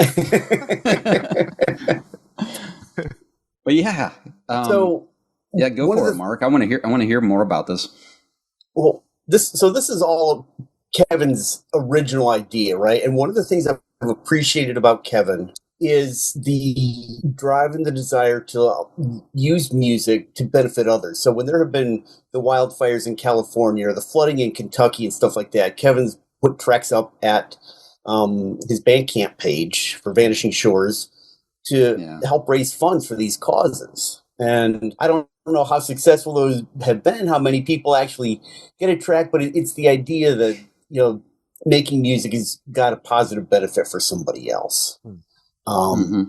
So, maybe we can start there, Kevin, about that just that sense of what draws you to use music in that way. And then we can, shift to talk about the specific project, but what's that drive? Yeah. Mark is being very kind as always, but I mean, I do think that it's important to use what you can do to try to help others. Yes. Right. Yeah. I may not be able to be the doctor. I may not be able to be the businessman, or I may not be able to be X, but the things that I can use to try to use those to help other people. I think that's important. And I think the more we think about that, the more people would actually do things to help people, right? Because whatever it is you do, if you're the plumber, if you're the artist, if you're the taxi driver, what is it you do, and then do that to try to help others, right? So, I mean, I think that's just the motivation. It may not be a lot, but the act of using what you've been given to try to help other people, I think, is an important thing to remind yourself of, right? It doesn't have to be this grand thing. It doesn't have to, change the world. It may just help one person, right? for one day, but it's using what you can do for good, right? And I think that's, I mean, we're all called to that, right? But just to kind of to bring it down to who you are, right? To who you are and what it is you can do, use that in whatever measure you can do that. Use that. Don't try to be someone. I think I wrote something a long time ago called Your Currency, and I think I stole it. Kind of, I stole that term from Bono, because he wrote about it. I think it was, I can't remember which book it was, Notes on Grace or something about that. But he was talking about, and of course, it's like, okay, you're a Bono for sure. Sure, you can do a lot with your money and whatever. But he was talking about that same concept of like, use your currency, and for different people that's different things, and you can't minimize anybody's, what they can give. And, and a lot of people just, they have things that they can give, but they just don't do it. There are other musicians out there that can be doing the type of things that, Mark is talking about you doing. And, also there are people who feel like I won't make a difference too, but, a small, it can be something small. It's just, like you said, you could be a plumber, or, you're giving to other people in your world. Right. So sorry, I shouldn't even, you should be talking. I shouldn't be talking. No, but I'm just jumping in because that just resonated with me. So. No, yeah. And you're expressing it far better than I could. That's exactly it. Right. Whatever it is you can do that. Right. Yeah. Yeah. It's awesome. About a month ago then, playing off the same impetus, Kevin shares another post on Facebook, only this time it's not just a single. He's like, what, anybody out there want to join me to do an album to benefit? And in this particular case, it's to benefit Ukrainian refugees that have been resettled in Poland. And the International Rescue Committee is doing a lot of work there, right? So what's the draw to the Ukrainian refugees and IRC in particular? Yeah. Some of that, you remember, Mark, when the war in Ukraine first started, we did a 3-song kind of EP, right? St. Francis. Exactly. And that kind of led to starting our less than successful record company called St. Records. And so, I mean, that piece of it has kind of always been on my mind. But what has brought it up more recently is at work, there's a number of Ukrainians that I work with, and they'll share stories about it. And particularly all of the refugees that have been resettled in Poland, right? Because they're their neighbor, right? And just the challenges of that, and all the orphans. And I mean, obviously we can't put into words the horror of all of it, right? And the evil of all of it that's occurred. It's headlines for us, but it's real for them, right? A daily struggle. So that's what led to this one, revisiting this idea of trying to support in some measure those people, because of the personal interaction with people at work. They brought it back to mind in real ways with real stories, right? And real stories always break your heart, right? As they should. Don't, then you got to wonder, right, about yourself. So that's what led to this particular kind of choice. But it could be 1,000 choices, right? I mean, it could be 1,000 choices around the block, even of where all of us live.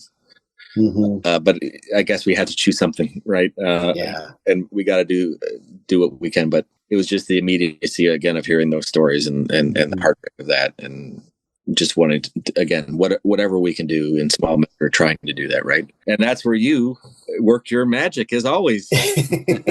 Right. Well, I'll share a little bit of that in a moment here. But was he the magician who was at the show? No, that was not me. No, he probably could be, though. He could. Where, when you've done these fundraising efforts, it's been just Vanishing Shores with that 3-song EP or individual tracks. I'm also curious about, your call for others to join in with you. Where, what was the drive there? Well, one of the main drives is that the more we have, the harder it is to ignore. Well, you have that network too, Right. I mean, everyone who's a part of it then gives their best effort to draw attention to it, right? Yeah. More voices you have, the better. I didn't have a lot of really a lot of thought about it other than the need. I thought about that, but I didn't do a lot of planning. And that's why, again, that's where Mark comes in with his magic. He's the friend of all. So he's always good about forming relationships with everyone, right? I don't know one person who's ever met Mark that doesn't want to be his friend, right? Yeah. Appreciate that. You're very kind. So I saw this post that Kevin had made, and so full disclosure, technically I am Vanishing Shores manager. I show up on the Bandcamp page as the manager and on the Vanishing Shores webpage. Yeah. And many days I feel like I am that in name only. Kevin probably gets his money's worth out of me, which is he doesn't pay me anything. So, you're on the CD. You're on the liner notes on maps, at least. So, someday I life full-time job. I don't always get a chance to invest in this the way I'd like to, but I saw this post and thought, okay, there's other people that I think would be willing, who are actual musicians who might be willing to do this. So I reshared that Facebook post and then started tagging other folks that I know who are musicians, and then also started sending some direct, messages or emails to some folks. And to hear Kevin talk, the initial dream was to have maybe 10 people, right, join in on this thing. Well, just about everybody that I've reached out to or had tagged has responded affirmatively. Yeah. I thought, okay, maybe we're going to get 15 people out of this, maybe 20. Right now, we stand at 23 artists that have said, yes, count me in, I want to be a part of this project. And they are folks from the Cleveland area, where Vanishing Shores is based out of that market. We've got folks from Central Ohio. We've got Jim with Airedale coming out of the Baltimore area. We've got Robert Diebel in the Pacific Northwest. We got Chris Taylor down in San Antonio, Texas. Some other folks from Texas. So we've got artists from all across the country, regional artists, and some other artists that have more name recognition or kind of a minor national following. And it's just been really cool to see the enthusiasm and the willingness of folks to jump on board with this project. So the day that this first started to blow up, I thought, okay, 10 o'clock in the morning, I never imagined that I'd be backing into, working on an album project. And again, full disclosure, I've never coordinated a project like this before. So I'm kind of faking it till I make it. I'm making it up as I go along. No, he's the mastermind. And tell him the only person that told us no, we'll publicly shame him, is Phil Madeira. You tell him. Well, he didn't tell us no. He just he wasn't available. Right. And there were a couple of folks who we approached and were interested, but just with other projects, other things coming. Phil's got 2 projects he's kickstarting. Mm-hmm. He's, touring with Emmylou Harris and folks like that. So no excuse. I totally get where, folks just may not have the time to be able to participate in the way they want. Yeah. Phil does play on my track, though. He plays some organ on it, so that he is on it. Oh, cool. He's on there, yeah. Yeah, I think I saw a post maybe a week or so ago, and I think maybe it was a little longer than that. I think there was 21 artists at that point. Yeah. And I was like, oh my gosh, what's happening? Is Mark going to have to start turning people away? Well, how big is this album? It's going to be a double album. I think this is where we're going to cap out. I initially thought, 2021 would be it. And then we've had a couple other people that I had reached out to and got back to me late, or a couple of folks that just responded. I think he's a New York musician, Dan Maraldi, who has done some stuff with Kevin. And Dan reached out and said, yeah, I'd love to be a part of this.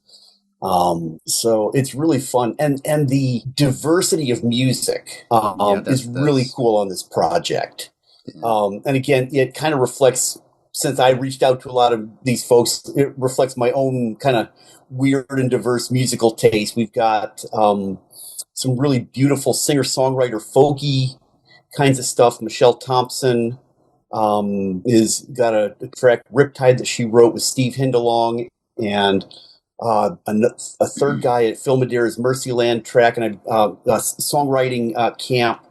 I'm sorry, I can't remember. I think his first name is John, and I'm drawing a blank on his last name. But beautiful folk song. We've got another guy from the Cleveland area who is an Irish transplant to Cleveland, and so we've got this Irish folk song coming in. We've got Robert Diebel's gorgeous chamber folk music. I don't know if y'all aren't familiar with Robert. Definitely worth a deep dive into his stuff.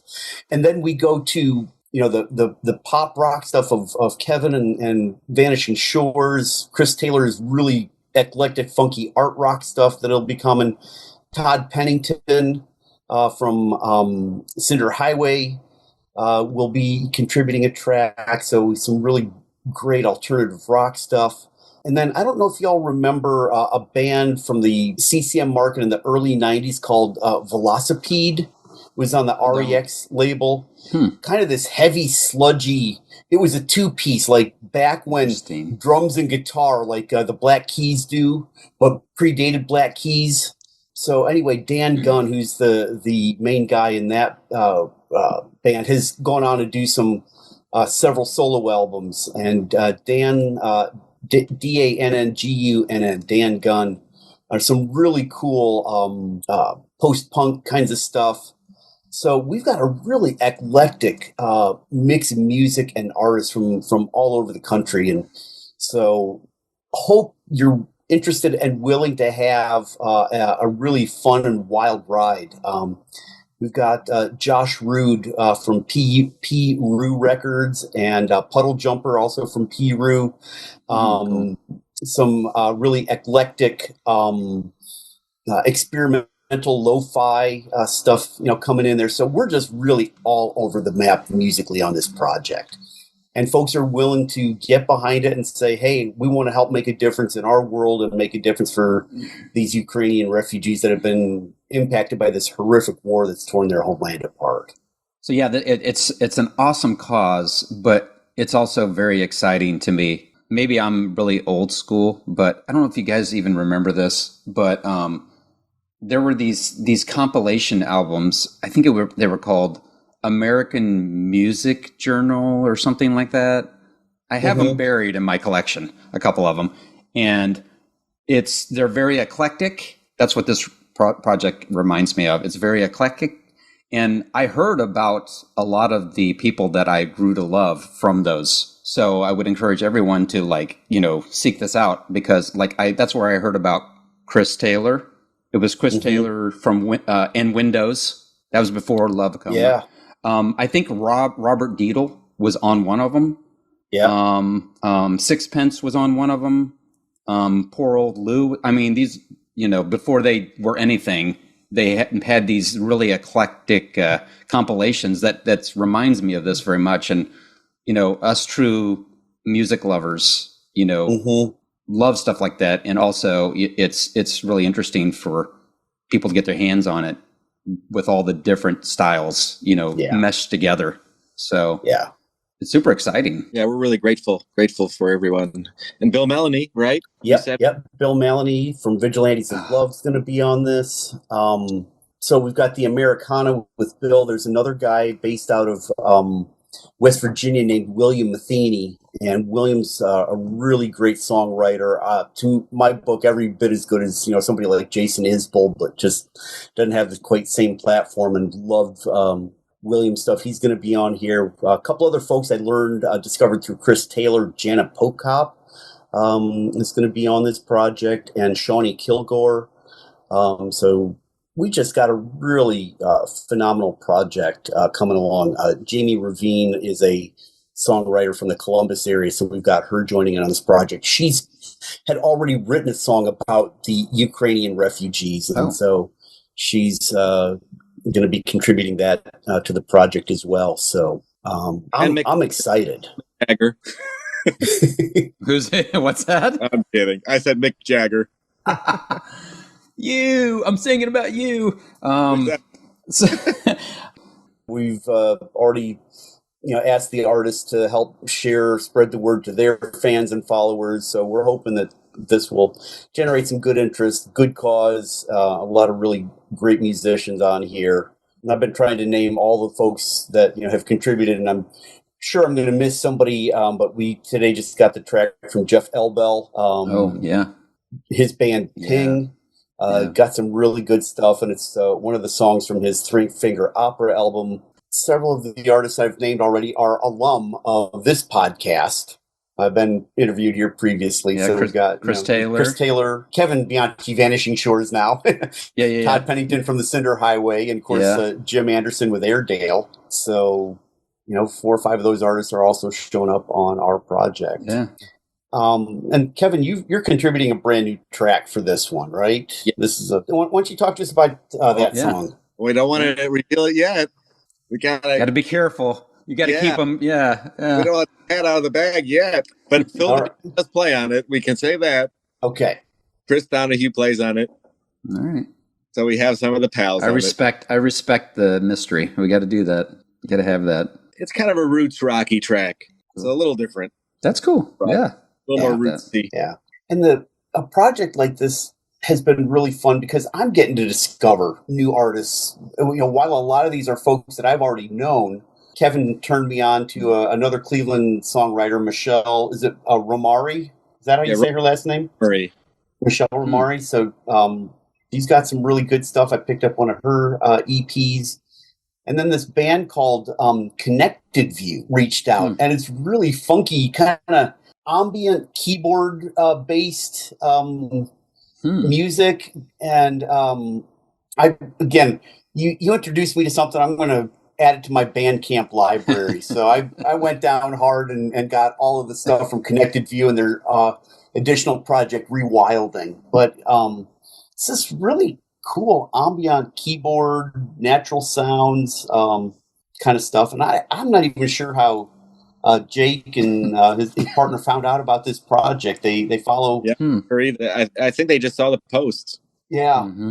I don't know if they follow St. Francis Records or Vanishing Shores or something, but saw the post and said, "Hey, count us in." So we've had some of those just random things popping in, and then we're gonna get a I think this may be like a debut or returning track. I mentioned Dan Gunn, his wife Jen is also a singer, and Jen's got a track on here. So she'll be singing separately. So I think I've been able to recall just about everybody that's going to be on this project. If I forgot somebody, my deep apologies. But it's been really, really fun to work on this.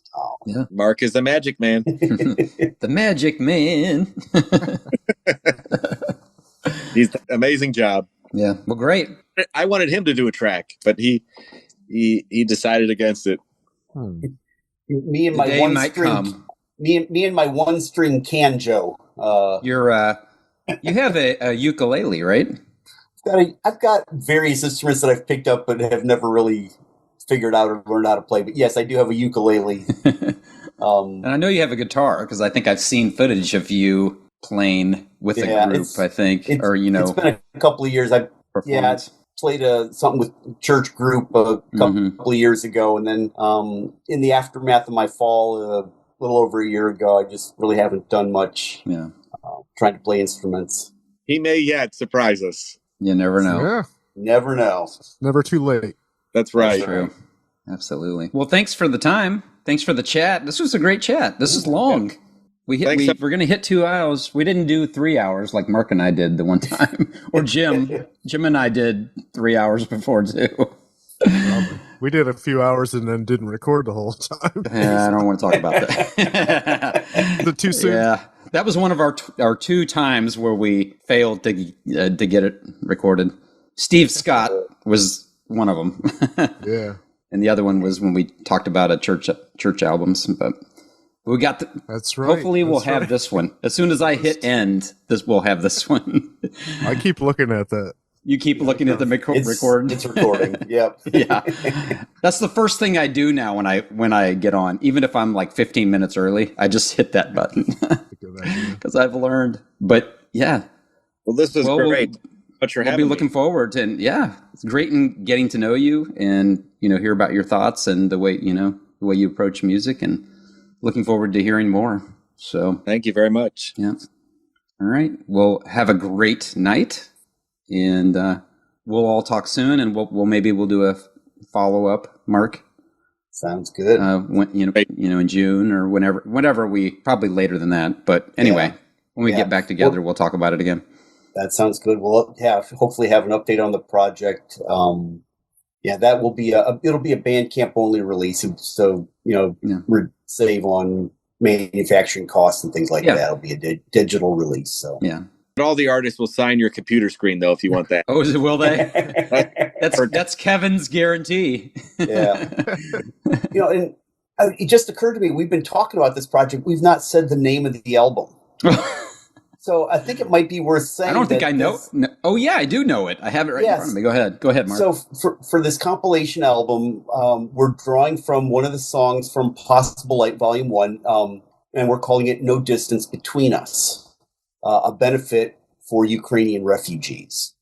And it just seemed in that description of no distance between us that even though, all of these artists are here on this side of the Atlantic in the U.S., they are moved by what's happening in this other part of the world and kind of pulling together. And when Robert Diebel was asking, is there sort of a theme for the album? And we were kind of bouncing some ideas around. Robert used this idea that kind of the thrust and the theme of the album was hope against the odds.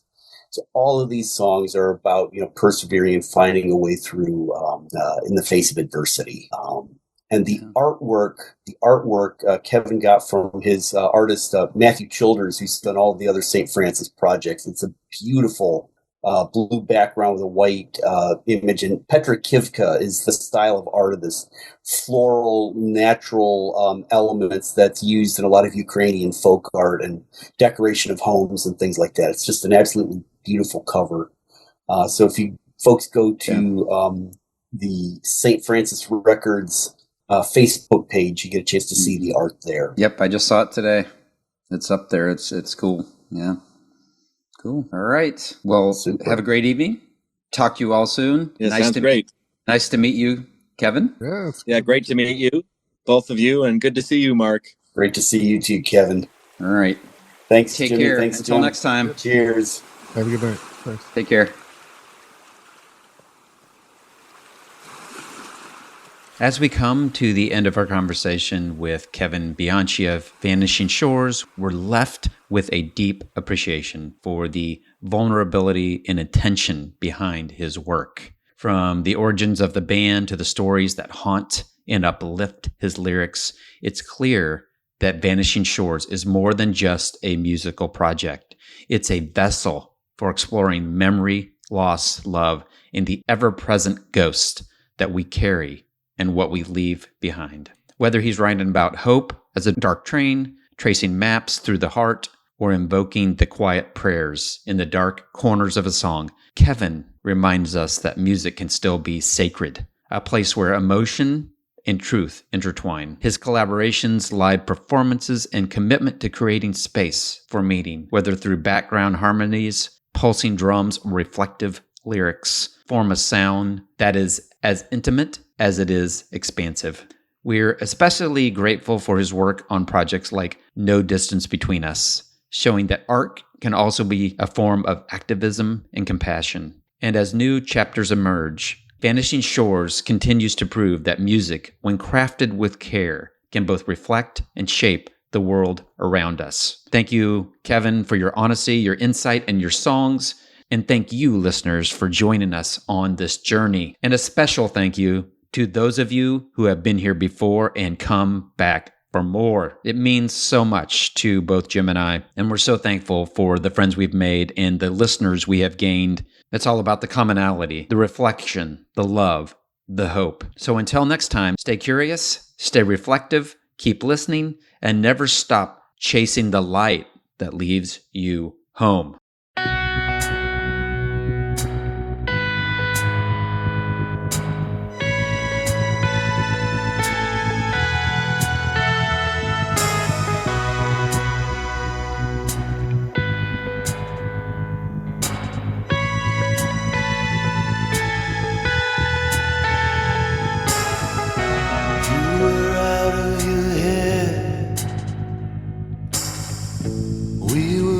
Out of time, promised you you I'd stay, but you were already gone. California,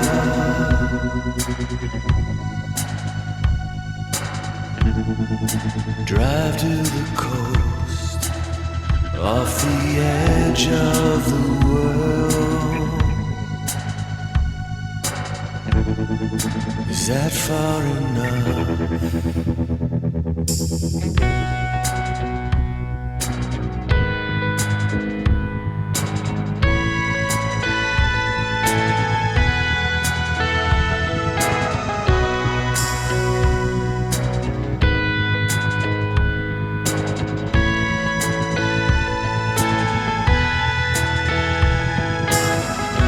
Live by fading light,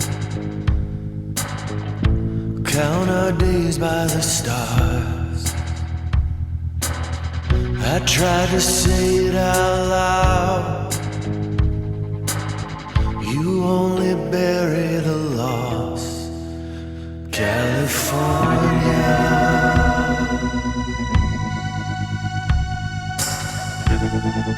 drive to the coast, off the edge of the world.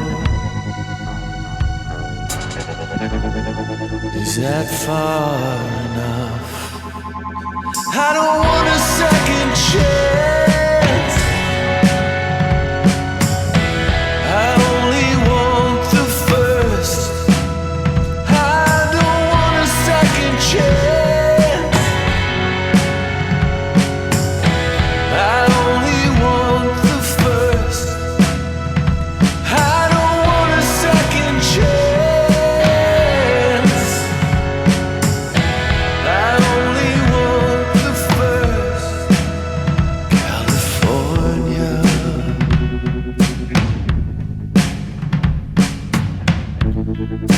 drive to the coast, off the edge of the world.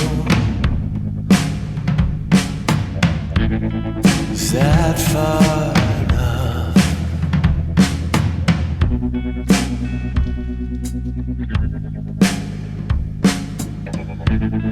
Is that far enough?